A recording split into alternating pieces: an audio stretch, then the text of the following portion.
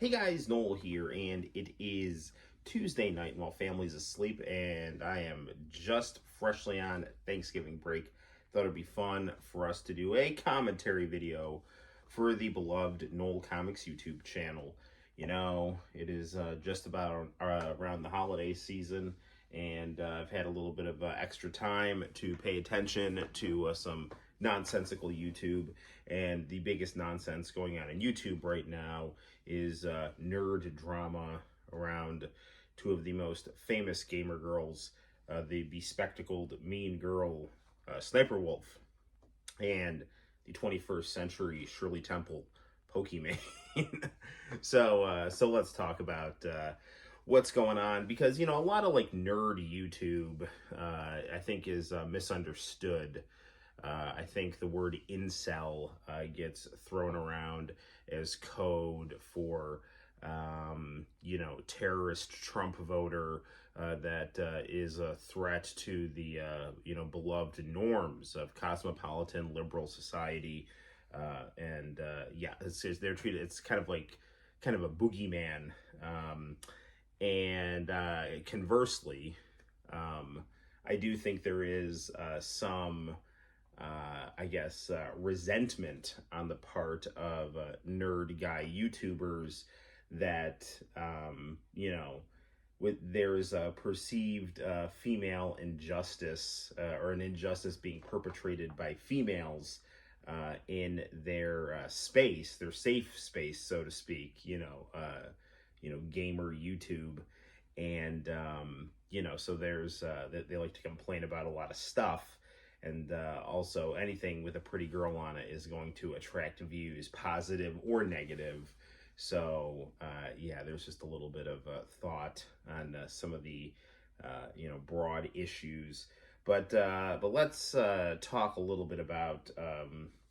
Let's start with Pokimane here. So I guess she's in the news, and as far as like nerd news goes or nerd gossip goes, because apparently she decided to come out with a brand of cookies, with her face on them, and she's, very popular. It's kind of like a Logan Paul Prime type thing. Prime, by the way, is delicious. I love Prime. I have nothing but praise for Prime.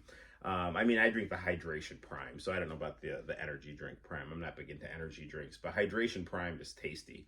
But anyway, Pokimane's cookies are something like $28 a bag, and various detective-minded nerd YouTubers have realized that Pokimane's cookies are basically just a rebranded version of Costco cookies that sell at a fraction of Pokimane's price.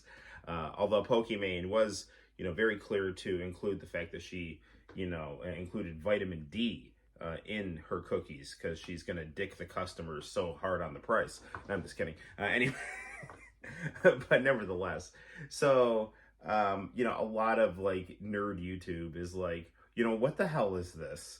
Like, it's bad enough that Pokimane gets to go run around getting all the views because she's a cute girl, and now she's screwing us on cookie prices, our nerd comfort food. And the thing is, there's also like a lot of dishonesty, because I saw the Pokimane commercial for the cookies, and she's like, like, we strove for years to come up with the perfect formula of taste and nutrition, and taste was a non-negotiable. So I went to the Tibetan mountains to find the perfect balance of vitamin D and high fructose corn syrup and potassium benzoate, so I don't know. So like, so she's full of crap, but the thing is like, she's not the only one that does this. And I think the most egregious offender of this is Dr. Dre, with his Beats headphones. Now, I have a video on my channel about how shitty Beats headphones are. Because, I'm bald, right? So when I would wear Beats headphones to go, like, just kind of listen to music while I played basketball, like, the sweat from my bald head would melt the glue on the Beats headphones, and I had 2 pairs of Beats headphones fall apart on me. Now, if these were like kind of just cheap headphones that you bought at like the dollar store or like the cheap bin at Walmart or something like that, I would understand. But these things are sold behind glass. They sell for hundreds of dollars, and it's bullshit. You're just paying for like the Dr. Dre name, and that's it. Now, to be fair, there, you know, Soldier Boy came out with his drop shipped, emulation box that he was trying to mark up. And Soldier Boy is not a cute e-girl, and Nerd YouTube got all over him for that stuff. I, by the way, would have bought the Soldier Boy game console if he had taken the time to put a sticker with his face on the drop-shipped emulation box. I thought that would have been pretty cool. But I just want to say, like, because I saw some OnlyFans girl or something running to Pokimane's defense and was saying something like, oh, these incels are out in full force today. And it's like, first of all, like, it's...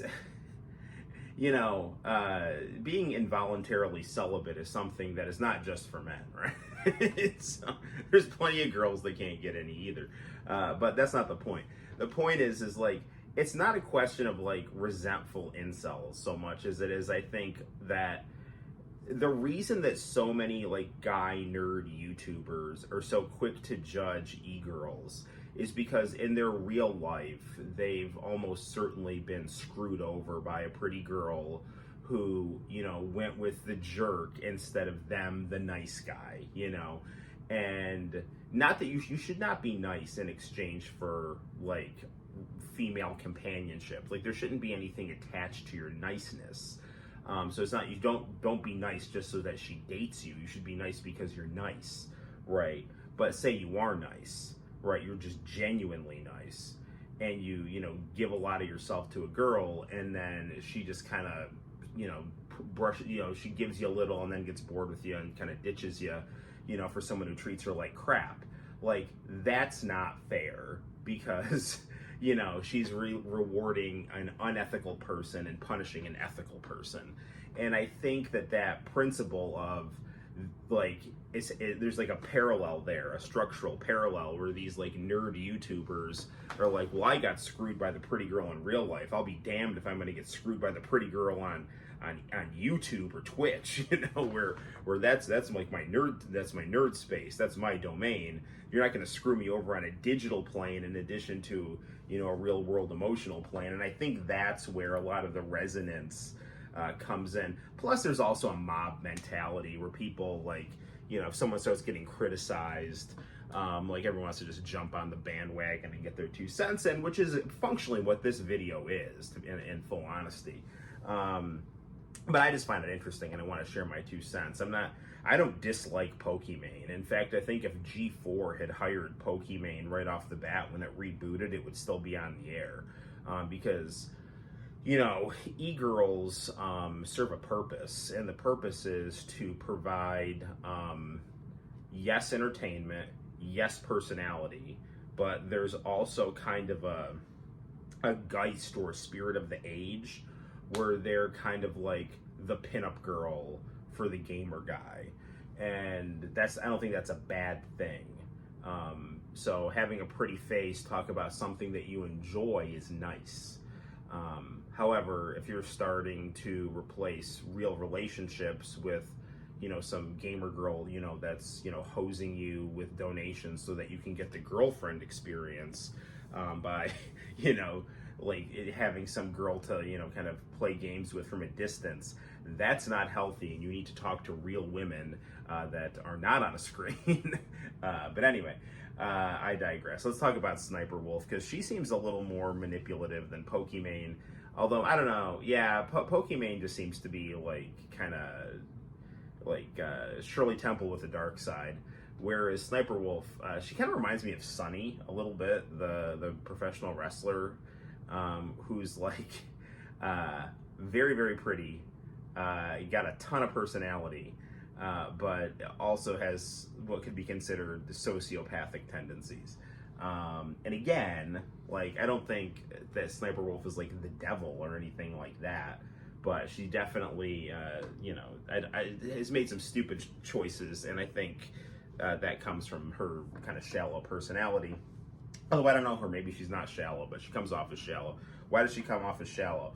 Well, Nerd City did a very nice interview with another reactionary YouTuber called Azzyland, where they very thoroughly document the fact that Sssniperwolf stole her entire persona, stole her Toronto accent, stole a lot of her content ideas, which again would not necessarily be a bad thing, because there's imitation all the time on YouTube and all the time in I love Street Fighter, but I love Street Fighter clone video games too. I have Ultra Vortec loaded up in my Atari Jaguar. That's a good Mortal Kombat clone. So being a clone of someone or imitating someone is not necessarily a bad thing. But what is a bad thing is you trying to accuse your victim of your crime, which is what Sssniperwolf would do, because she would just keep accusing Azzyland of copying her when she was actually doing that to deflect any blame from her. So it reminds me of a lot of these celebrities who would bemoan Donald Trump or something like that when they would be guilty of all kinds of improprieties that they would just try to accuse Trump of, and it's kind of like you're deflecting. Not that Trump isn't guilty of things too, but I'm just saying, or it's like a nation state accusing another nation state of atrocities when that nation state is committing the atrocities they're accusing their victims of doing. I mean, it's an attitude of a person without ethics, or someone doing something wrong. Anywho, the other big thing that Sssniperwolf has been guilty of is she's doxing people, and there was what's his name, Jack's Films or something. I never really watched him, but he's apparently an older YouTuber, and he's been parodying Sssniperwolf, which I think is actually kind of funny, because Sssniperwolf does reaction videos. So his thing was to do reaction videos to her reaction videos. We're really in Baudrillard's hyper reality right now. We're doing a simulation of a simulation, or anyway. So I think that's actually really clever. But the problem is that he started getting kind of snarky and mean about it, because Sssniperwolf is snarky and mean. And the thing is that people, when they're behind a keyboard or on the internet, they start to think that they can just do whatever they want and not have any consequences, because they're not actually dealing with a person, they're dealing with a screen. And when you're dealing with a screen, there's no consequences to that immediately. If I was in front of my mailman and I said, screw you, and then we got into a fight, that's what would happen. But if I was just on the internet and I saw something about some celebrity I didn't like, I'm like, screw that person. It's that person's not there to react to me saying screw them. So people start acting very recklessly.